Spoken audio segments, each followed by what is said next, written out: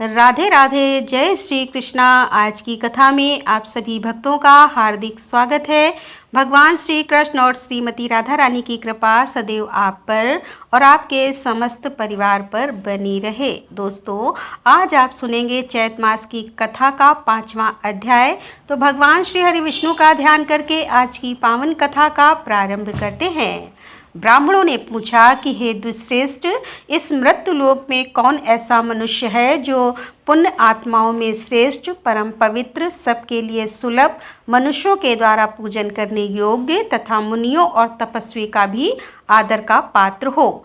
तब व्यास जी बोले कि हे विप्रगण, रुद्राक्ष की माला धारण करने वाला पुरुष सब प्राणियों में श्रेष्ठ है। उसके दर्शन मात्र से लोगों की पाप राशि विलीन हो जाती है। रुद्राक्ष के स्पर्श से मनुष्य का सुख भोगता है और उसे धारण करने से वह मोक्ष को प्राप्त होता है। जो मस्तक पर तथा हृदय और बाह में भी रुद्राक्ष धारण करता है वह इस संसार में साक्षात भगवान शंकर के समान है।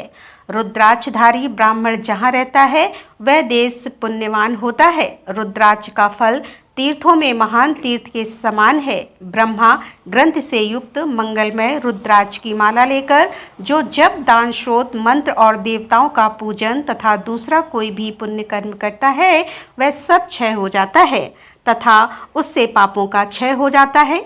हे श्रेष्ठ द्विजगण, अब मैं माला का लक्षण बताता हूँ, सुनो। उसका लक्षण जानकर तुम लोग मोक्ष मार्ग को प्राप्त कर लोगे।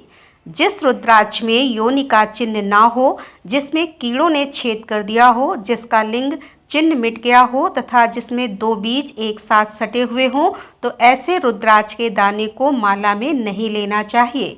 जो माला अपने हाथ से गढ़ी हुई और ढीली ढाली हो, जिसके दाने एक दूसरे से सटे हुए हों अथवा शूद्र आदि नीच मनुष्यों ने जिसे गूथा हो, ऐसी माला अशुद्ध होती है। उसका दूर से ही परित्याग कर देना चाहिए। जो सर्प के समान आकार वाली अर्थात एक से बड़ी और क्रमशः छोटी नक्षत्रों की सी शोभा धारण करने वाली सुमेर से युक्त तथा सटी हुई ग्रंथि के कारण शुद्ध है, वही माला उत्तम मानी गई है। विद्वान पुरुष को वैसी ही माला पर जप करना चाहिए। उपयुक्त लक्षणों से युक्त रुद्राक्ष की माला को हाथ में लेकर मध्यमा उंगली से लगे हुए दानों को क्रमशः अंगूठे से सरकाए और जप करना चाहिए। मेरु के पास पहुंचने पर माला को हाथ से बार बार घुमा लेना चाहिए। मेरु का उल्लंघन करना उचित नहीं है। वैदिक, पौराणिक तथा आगम मुक्त जितने भी मंत्र हैं सब रुद्राक्ष माला पर जप करने से अभिष्ट फल के उत्पादक और मोक्षदायक होते हैं। जो रुद्राक्ष की माला से गिरते हुए जल को मस्तक पर धारण करता है वह सब पापों से शुद्ध होकर अक्षय पुण्य का भागी होता है। रुद्राक्ष माला का एक एक बीज एक एक देवता के समान है। जो मनुष्य अपने शरीर में रुद्राक्ष धारण करता है वह देवताओं में श्रेष्ठ है। ब्राह्मणों ने पूछा कि हे गुरुदेव, रुद्राक्ष की उत्पत्ति कहाँ से हुई तथा वह इतना पवित्र कैसे हुआ? तब व्यास जी बोले कि हे ब्राह्मणों, पहले किसी सतयुग में एक त्रिपुर नाम का दानव रहता था। वह देवताओं का वध करके अंतरिक्षचारी नगर में छिप जाता था। ब्रह्मा जी के वरदान से प्रबल होकर संपूर्ण लोकों के विनाश की चेष्टा कर रहा था। एक समय देवताओं के निवेदन करने पर भगवान शंकर ने यह भयंकर समाचार सुना और सुनते ही इन्होंने अपने आजगव नामक धनुष पर विकराल बाण चढ़ाया और उस दानव को दिव्य दृष्टि से देखकर मार डाला। दानव आकाश से टूटकर गिरने वाली बहुत बड़ी लूका के समान इस पृथ्वी पर गिरा। इस कार्य में अत्यंत श्रम होने के कारण रुद्रदेव के शरीर से पसीने की बूंदें टपकने लगी। उन बूंदों से तुरंत ही पृथ्वी पर रुद्राक्ष का महान वृक्ष प्रकट हुआ। इसका फल अत्यंत गुप्त होने के कारण साधारण जीव इसे नहीं जानते थे। तदंतर एक दिन कैलाश के शिखर पर विराजमान हुए देवादिदेव भगवान शंकर को प्रणाम करके कार्तिकेय जी ने कहा, हे तात, मैं रुद्राक्ष का यथार्थ फल जानना चाहता हूँ। उस पर जप करने तथा उसका धारण, दर्शन तथा स्पर्श करने से क्या फल मिलता है? तब भगवान शिव ने कहा कि रुद्राक्ष के धारण करने से मनुष्य संपूर्ण पापों से छूट जाता है। यदि कोई हिंसक पशु भी कंठ में रुद्राक्ष धारण करके मर जाए तो रुद्र स्वरूप हो जाता है। फिर मनुष्य आदि के लिए तो कहना ही क्या है। जो मनुष्य मस्तक और हृदय में रुद्राक्ष की माला धारण करके चलता है उसे पग पग पर अश्वमेध यज्ञ का फल प्राप्त होता है। रुद्राक्ष में 1 से लेकर 14 तक मुख होते हैं। जो जितने भी मुख वाले रुद्राक्ष को धारण करता है वह मेरे समान होता है। इसीलिए हे पुत्र, तुम पूरा प्रयत्न करके रुद्राक्ष धारण करो। जो रुद्राक्ष धारण करके इस भूतल पर प्राण त्याग करता है वह सब देवताओं से पूजित होकर मेरे रमणीय धाम को जाता है। जो मृत्युलोक में मस्तक पर 1 रुद्राक्ष की माला धारण करता है वह शैव, वैष्णव, शाक्त, गणेश उपासक और सूर्य उपासक सब कुछ है। जो इस प्रसंग को पढ़ता, पढ़ाता, सुनता और सुनाता है वह सब पापों से मुक्त हो सुख पूर्वक मोक्ष लाभ प्राप्त करता है। कांति जी ने कहा कि हे जगदीश्वर, मैं अन्यान्य फलों की पवित्रता के विषय में भी प्रश्न कर रहा हूँ। सब लोगों के हित के लिए यह बतलाइए कि कौन कौन से फल उत्तम है। ईश्वर ने कहा, बेटा, आंवले का फल समस्त लोकों में प्रसिद्ध है और परम पवित्र है। उसे लगाने पर स्त्री और पुरुष सभी जन्म मृत्यु के बंधन से मुक्त हो जाते हैं। भगवान विष्णु को प्रसन्न करने वाला एवं शुभ माना गया है।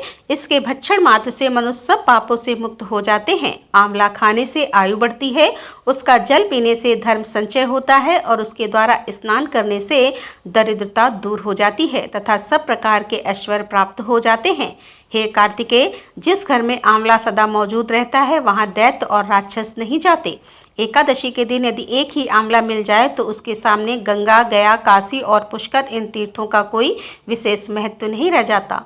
दोनों पक्ष की एकादशी को आंवले से स्नान करता है उसके सब पाप नष्ट हो जाते हैं और वह विष्णु लोक में सम्मानित होता है। हे शरान, जो आंवले के रस से सदा अपने केस साफ करता है वह पुनः माता के स्तन का दूध नहीं पीता अर्थात उसका पुनः जन्म नहीं होता, वह मोक्ष को प्राप्त हो जाता है। आंवले का दर्शन, स्पर्श तथा उसके नाम का उच्चारण करने से संतुष्ट होकर वरदाय भगवान श्री विष्णु अनुकूल हो जाते हैं। जहाँ आंवले का फल मौजूद होता है वहाँ भगवान श्री विष्णु सदा विराजमान रहते हैं तथा उस घर में ब्रह्मा एवं सुशिस्त्रा में आंवला अवश्य रखना चाहिए। जो आंवले का बना मुरब्बा एवं बहुमूल्य नैवेद्य अर्पण करता है उसके ऊपर भगवान श्री विष्णु बहुत संतुष्ट होते हैं। उतना संतोष उन्हें सैकड़ों यज्ञ करने पर भी नहीं हो सकता। स्कंद योगी मुनियों तथा ज्ञानियों को जो गति प्राप्त होती है वही आंवले का सेवन करने वाले मनुष्य को भी मिलती है। तीर्थों में वास एवं तीर्थ यात्रा करने से तथा नाना प्रकार के व्रतों से मनुष्य को जो गति प्राप्त होती है वही आंवले के फल का सेवन करने से मिल जाती है। तात प्रत्येक रविवार तथा विशेषतः सप्तमी तिथि को आंवले का फल दूर से ही त्याग देना चाहिए। संक्रांति के दिन शुक्रवार को तथा षष्ठी, प्रतिपदा, नवमी और अमावस्या को आंवले का दूर से ही परित्याग कर देना उचित है। अच्छा यह है कि दिन आप लोग नोट करके रख सकते हैं किस दिन आपको आंवला नहीं खाना है। आप लोगों के प्रश्न आते हैं तो आप लोग रविवार और सप्तमी तिथि को, जो कि कृष्ण पक्ष और शुक्ल पक्ष दोनों ही पक्षों की सप्तमी तिथि, इसके अलावा शुक्रवार को भी नहीं खाना है। दोनों ही पक्षों की षष्ठी तिथि, नवमी तिथि और प्रतिपदा तिथि और अमावस्या, इन तिथियों में भी आपको आंवला नहीं खाना है।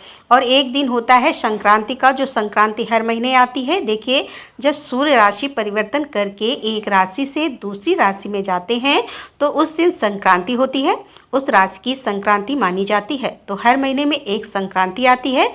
वैसे मकर संक्रांति ही आप लोग जानते हैं, पर आपकी जानकारी के लिए बता दूं कि जब भी सूर्य राशि परिवर्तन करते हैं तो उस दिन को संक्रांति कहा गया है और उस दिन भी आंवला नहीं खाना चाहिए। तो इन तिथियों को आप नोट करके रख लीजिए। इस दिन आंवला आपको ग्रहण नहीं करना है भूल से भी। जिस मृतक के मुख, कान, नाक अथवा बालों में आंवले का फल हो वह विष्णु लोक को जाता है। आंवले के स्पर्श मात्र से मृत व्यक्ति भगवत धाम को प्राप्त हो जाता है। जो धार्मिक मनुष्य शरीर में आंवले का रस लगाकर स्नान करता है उसे पद पद पर अश्वमेध यज्ञ का फल प्राप्त होता है। उसके दर्शन मात्र से जितने भी पापी जंतु हैं वे भाग जाते हैं तथा कठोर एवं दुष्ट ग्रह पलायन कर जाते हैं, अर्थात ग्रह दोषों से भी मुक्ति मिल जाती है। तो आंवले का स्नान करने से मतलब जल में आंवला मिलाकर स्नान करने से बहुत सारी परेशानियों से मुक्ति मिल जाती है। लेकिन जो वर्जित तिथियां हैं और उस दिन आपको अभी नोट किए उन दिन लेकिन जो वर्जित तिथियां हैं और दिन आपने अभी नोट किए हैं उन दिनों में आपको आंवले से स्नान भी नहीं करना होता है और ना ही उसे खाना होता है। तो इस बात का भी आपको ध्यान रखना है। स्कंद पूर्व काल की बात है कि एक चांडाल शिकार खेलने के लिए वन में गया। वहां अनेकों मृगों और पक्षियों को मारकर जब वह भूख प्यास से अत्यंत पीड़ित हो गया, तब सामने ही उसे आंवले का वृक्ष दिखाई दिया। उसमें खूब मोटे मोटे फल लगे थे। चांडाल सहसा ही वृक्ष के ऊपर चढ़ गया और उसके उत्तम उत्तम फल खाने लगा। प्रारब्धवश वह वृक्ष के शिखर से पृथ्वी पर गिर पड़ा और वेदना से व्यथित होकर इस लोक से चल बसा। तदंतर संपूर्ण प्रेत, राक्षस, भूतगण तथा यमराज के सेवक बड़ी प्रसन्नता के साथ वहां आए, किंतु उसे ले न जा सके। यद्यपि वे महान बलवान थे, तथापि उस मृतक चांडाल की ओर आंख उठाकर भी देख नहीं सकते थे। जब कोई भी उसे पकड़कर ले न जा सका, तब वे अपनी असमर्था से देखकर मुनियों के पास जाकर बोले कि हे ज्ञानी महर्षियों, चांडाल तो बड़ा पापी था, फिर क्या कारण है कि हम लोग तथा ये यमराज के सेवक उसकी ओर देख भी ना सके। वह मेरा है कहते हुए हम लोग झगड़ा कर रहे हैं, किंतु उसे ले जाने की शक्ति नहीं रखते, क्योंकि किसके प्रभाव से वह सूर्य की भांति दुष्प्रेरण पड़ता है। तब मुनियों ने कहा कि हे प्रेतगण, इस चांडाल ने आंवले के पके हुए फल खाए थे। उसकी डाली टूट जाने से उसके संपर्क में ही उसकी मृत्यु हो गई। मृत्यु काल में भी इसके आसपास बहुत से फल बिखरे पड़े थे। इन्हीं सब कारणों से तुम लोगों को इसकी ओर देखना भी कठिन हो रहा है। इस पापी का आंवले से संपर्क रविवार को या और किसी निषिद्ध वेला में नहीं हुआ है, इसीलिए यह दिव्य लोक को प्राप्त होता है। प्रेत बोले कि मुनीश्वर, आप लोगों का ज्ञान उत्तम है, इसीलिए हम आपसे एक प्रश्न पूछते हैं। जब तक यहाँ श्री विष्णु लोक से विमान नहीं आता, तब तक आप लोग हमारे प्रश्न का उत्तर दे दें।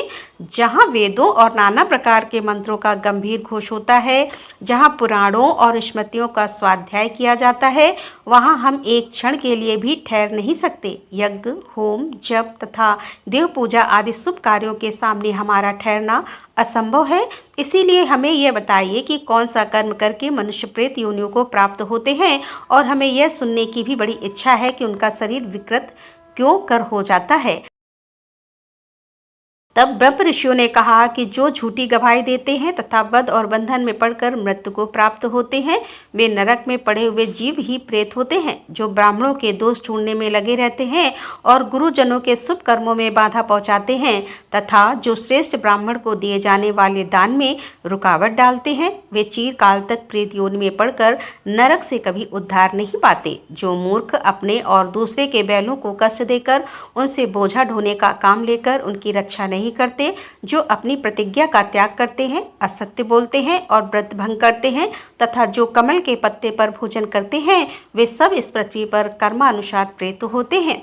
जो अपने चाचा और मामा आदि सदाचार कन्या तथा साध्वी स्त्री को बेच देते हैं, वे भूतल पर प्रेत होते हैं। प्रेतों ने पूछा कि हे ब्राह्मणों, किस प्रकार और किस कर्म के आचरण से मनुष्य प्रेत नहीं होते?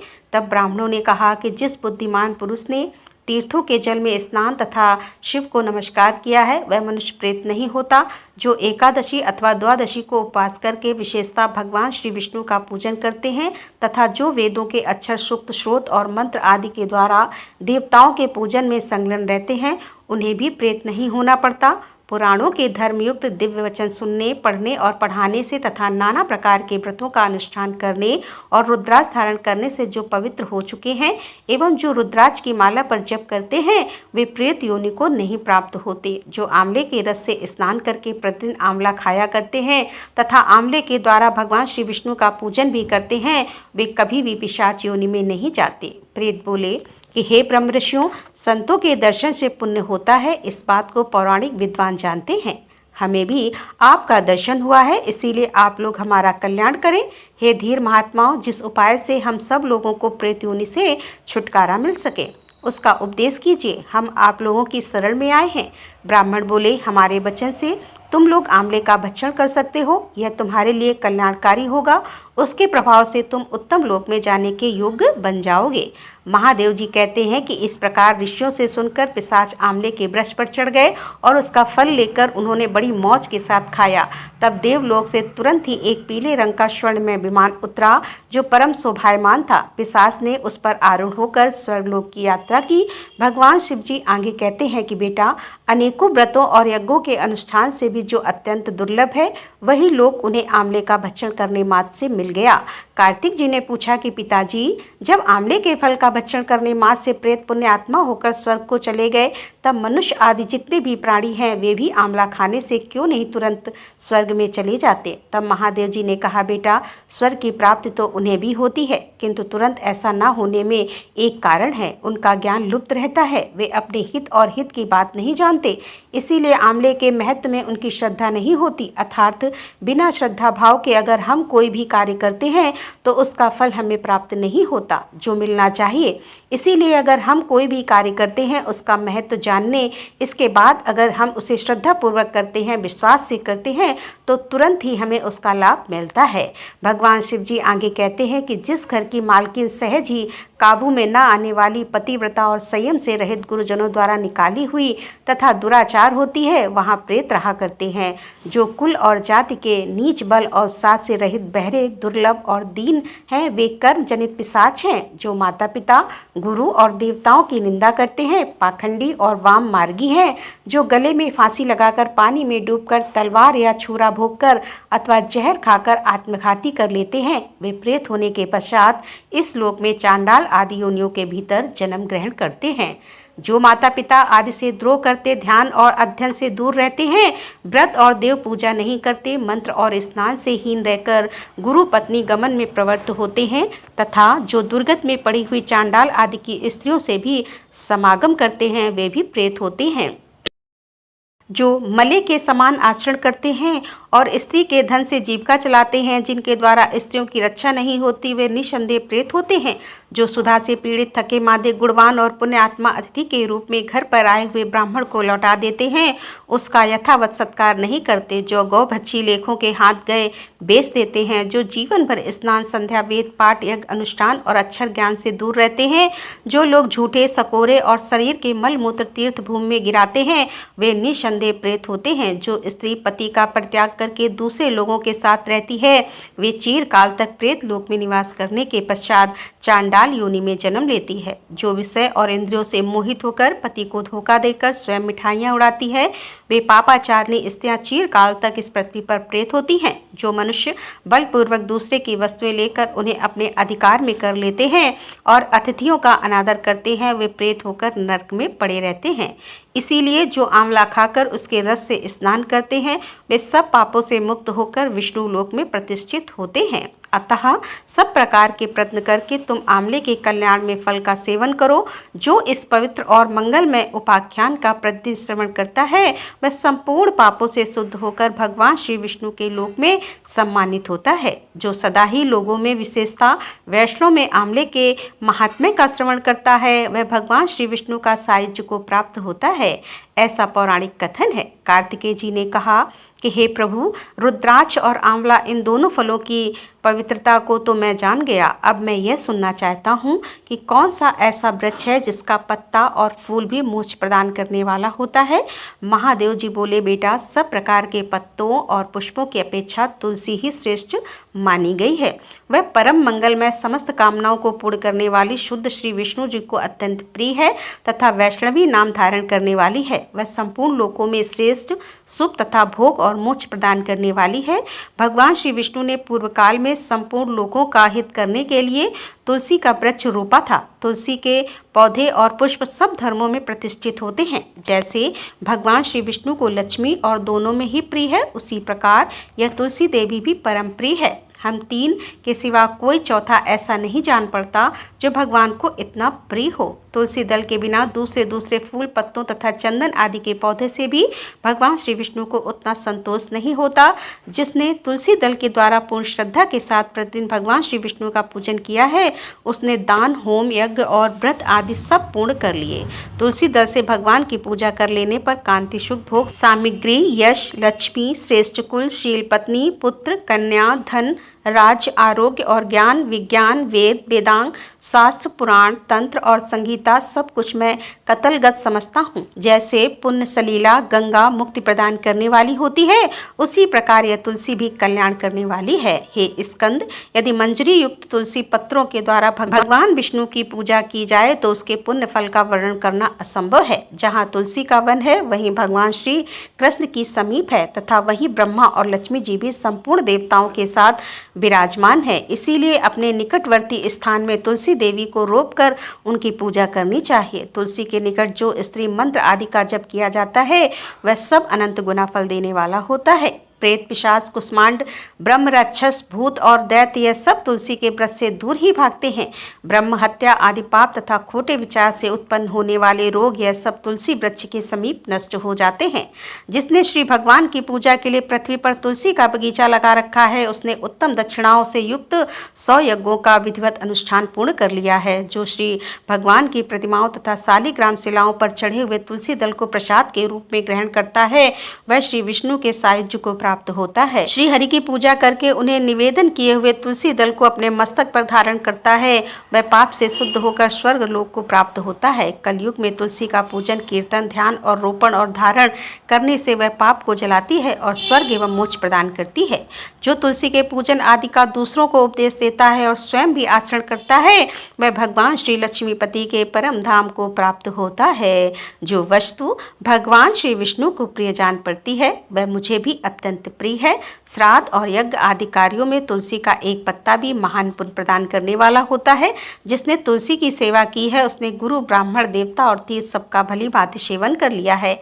इसीलिए हे शरान, तुम तुलसी का सेवन करो और जो शिखा में तुलसी स्थापित करके प्राणों का परित्याग करता है वह समस्त पाप राशि से मुक्त हो जाता है। शौर्य आदि यज्ञ भांति के व्रत तथा संयम के द्वारा धीर पुरुष जिस गति को प्राप्त करता है वही उसे तुलसी की सेवा से मिल जाती है। तुलसी के एक पत्र से भगवान श्री विष्णु की पूजा करके मनुष्य वैष्णव को प्राप्त होता है। उसके लिए अन्य आनंद शास्त्रों की विस्तार की क्या आवश्यकता। जिसने तुलसी की शाखा तथा कोमल पत्तियों से भगवान श्री विष्णु की पूजा की है वह कभी माता का दूध नहीं पीता अर्थात उसका पुनः जन्म नहीं होता, वह मोक्ष को प्राप्त हो जाता है।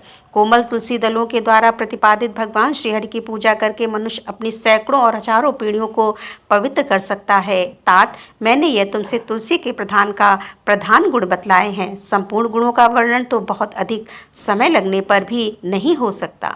यह उपाख्यान पुण्य राशि का संचय करने वाला है। जो प्रतिदिन इसका श्रवण करता है वह पूर्व जन्म के किए हुए पाप तथा जन्म मृत्यु के बंधन से मुक्त हो जाता है। बेटा, इस अध्याय के पाठ करने वाले पुरुष को कभी रोग नहीं सताते, अज्ञान उसके निकट नहीं आता, उसकी सदा ही विजय होती है। राधे राधे, जय श्री कृष्णा। आज की कथा का यहीं पर समापन करती हूँ और उम्मीद करती हूँ कि आज की कथा आपको जरूर पसंद आई होगी। तो अगर आपको आज की कथा पसंद आई हो तो वीडियो को लाइक तो करते ही हैं, आप लोग वीडियो को शेयर भी किया कीजिए अपने फैमिली फ्रेंड्स के साथ। इसके अलावा कमेंट बॉक्स में राधे राधे जरूर लिखा कीजिए। तो दोस्तों, मिलते हैं अगले अध्याय के साथ। तब तक के लिए राधे राधे, जय श्री कृष्णा।